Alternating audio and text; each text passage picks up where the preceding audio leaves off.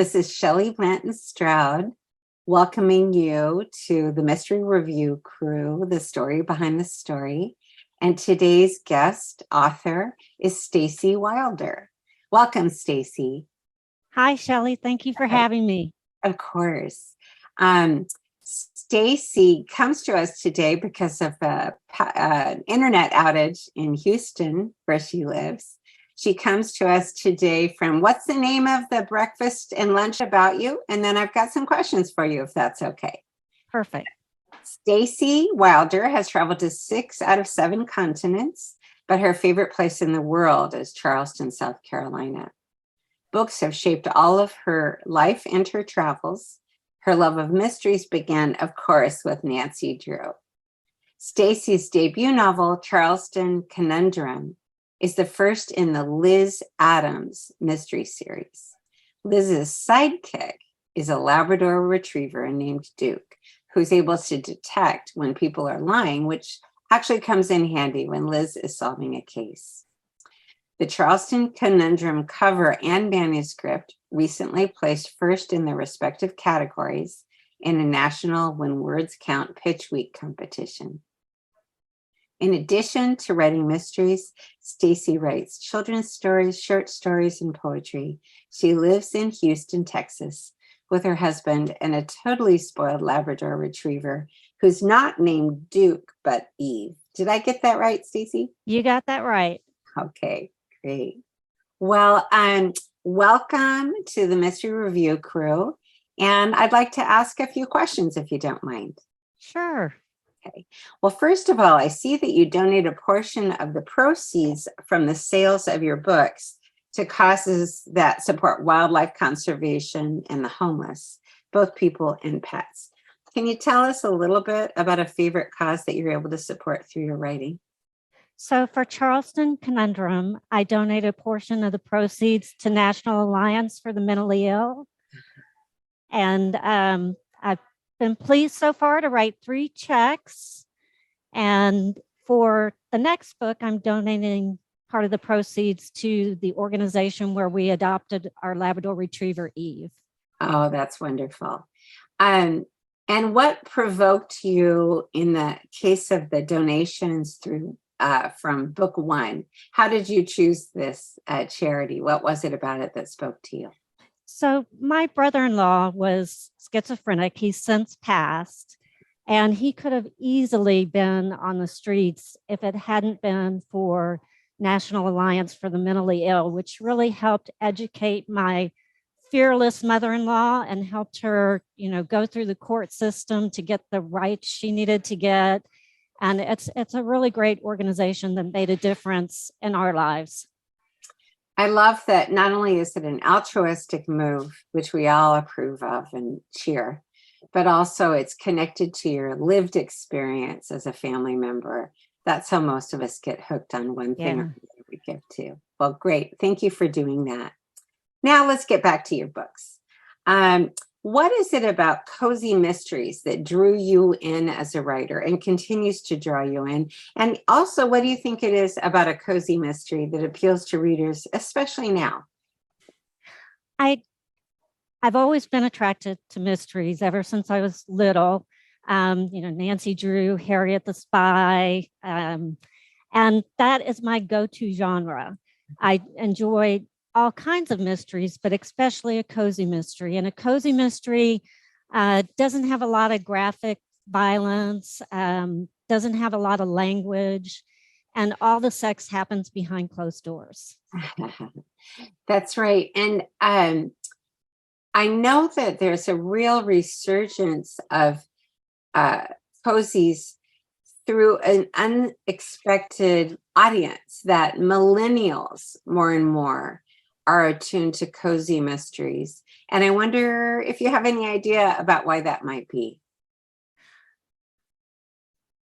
I think just because they're kind of feel good, and with what we've been through the last couple of years, it's a bit of an escape. Right. Yeah. I agree. And, there's a lot of our bandwidth is being taken up by complicated, divisive stories. And I know I personally love disappearing into something that does whisk me away a little, but I'm thinking one of them might be, oh, just a TV series that I'm watching right now is Magpie Murders. I don't know if you've seen that. I haven't seen that one. Yeah, it's a cozy, really, and it gets your mind thinking about the mystery and solving it, the pleasures of revelation, right? But also not the gore and not the dark nihilistic view of humanity and so on. I could really appreciate that pleasure people take in your book and in cozies more generally. Yeah, we get bombarded with that stuff enough, and it's nice to escape for a little while. Right. Well, Charleston Conundrum is your first book in an expected series that's going to feature PI Liz Adams. Can you tell us about Liz? What's she like? So Liz she quit her corporate job. She moved to Charleston, South Carolina after a divorce, and pursued her dream of becoming involved in the justice system by becoming a private investigator.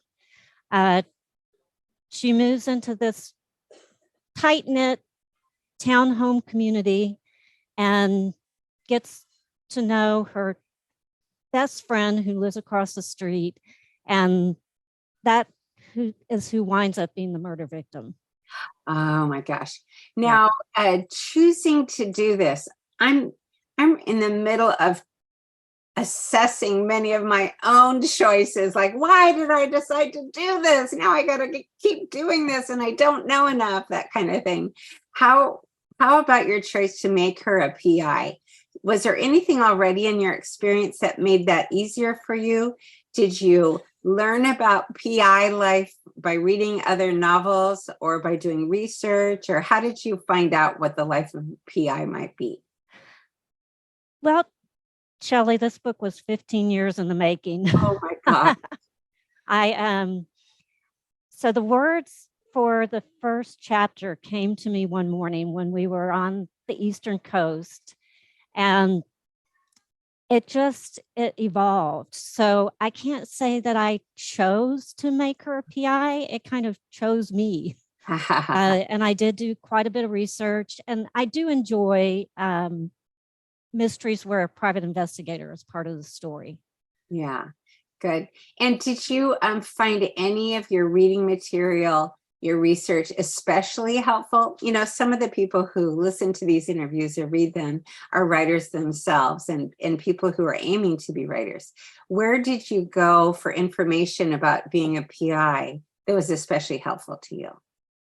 We have a friend who's a cop, so he was helpful, as well as just the internet. I did a lot of researching and went down a lot of rabbit holes, and which I'm sure you can relate to. Yeah. And one more thing about Liz as your protagonist.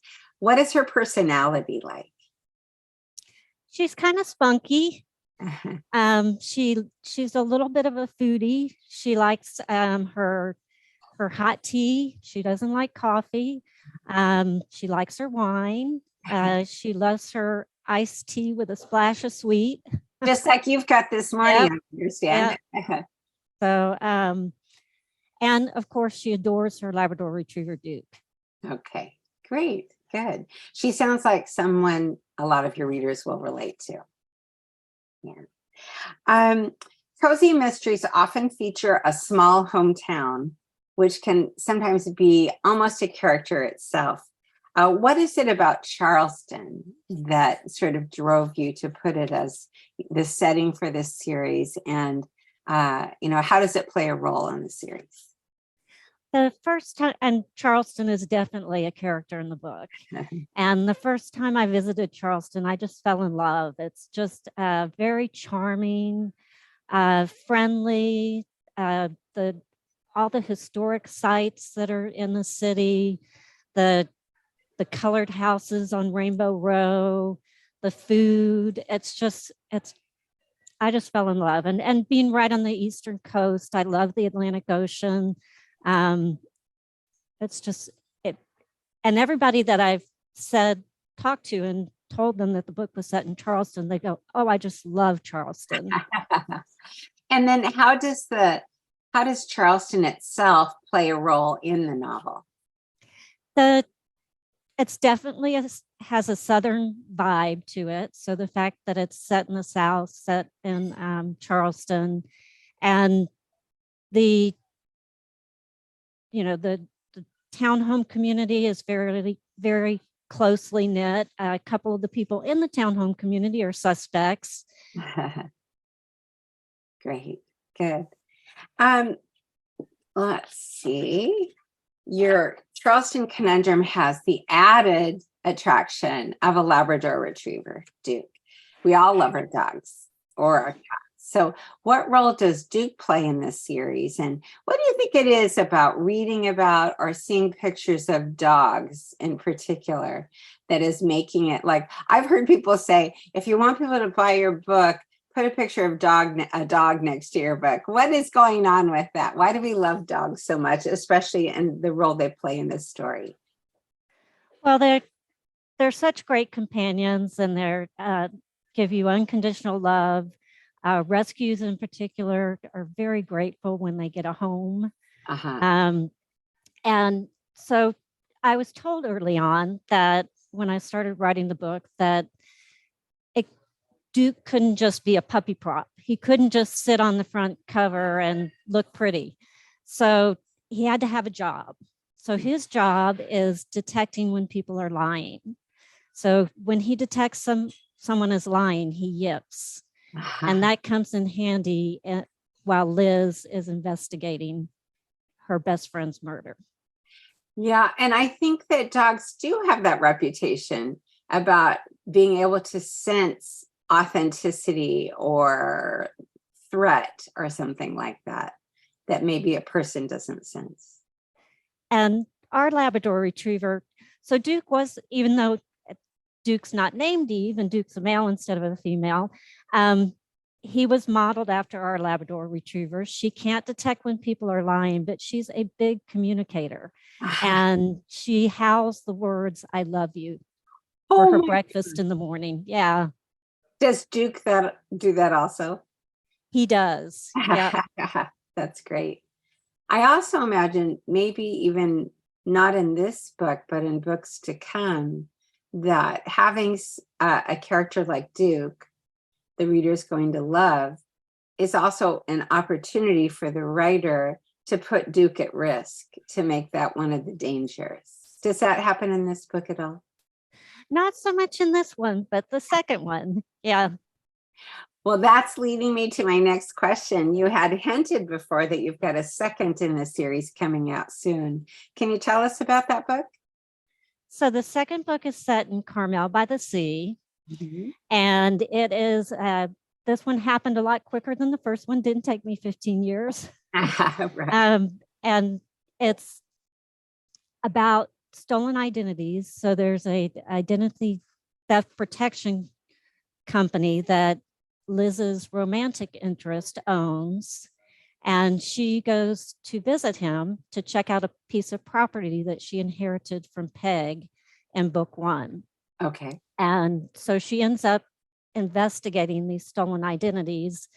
And in the meantime, there's quite a lot that happens in the book. There's a cult and a cult leader that keeps visiting her property. And I had a lot of fun writing it.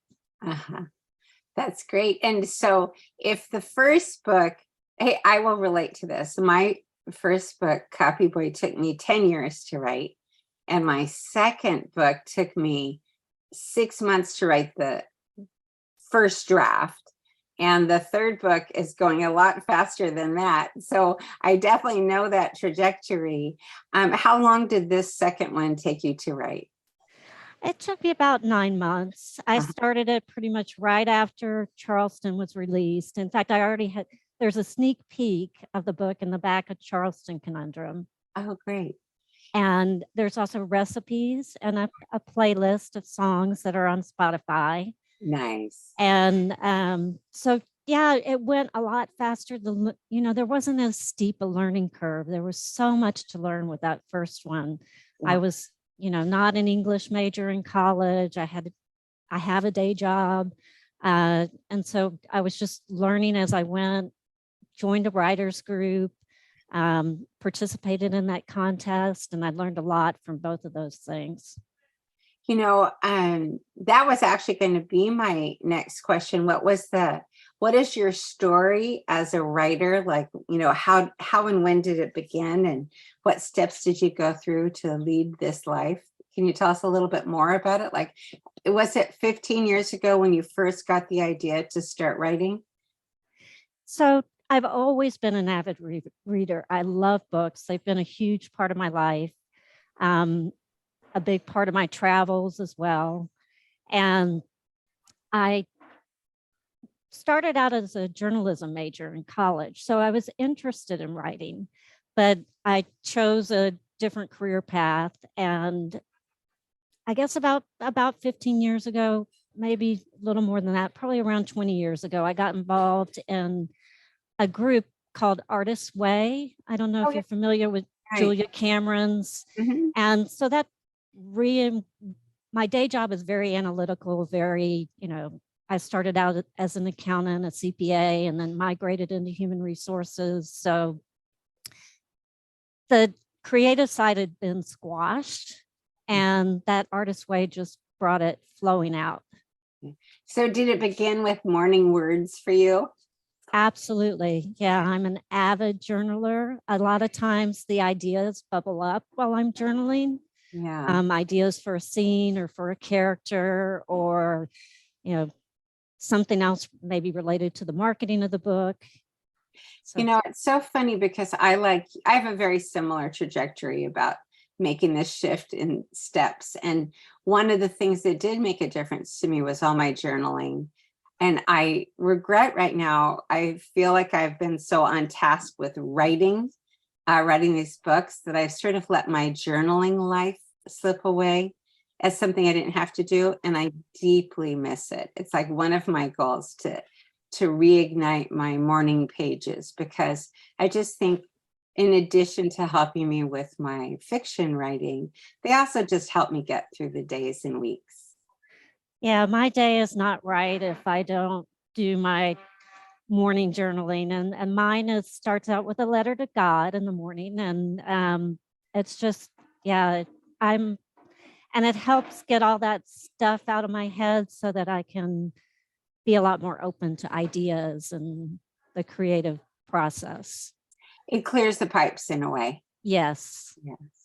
Well, thank you so much for visiting with us today, Stacy. Is there anything else you'd like to make sure that we know? For instance, where can people buy your books, soon to be books right now, Charleston Conundrum? Where would you like them to go to buy?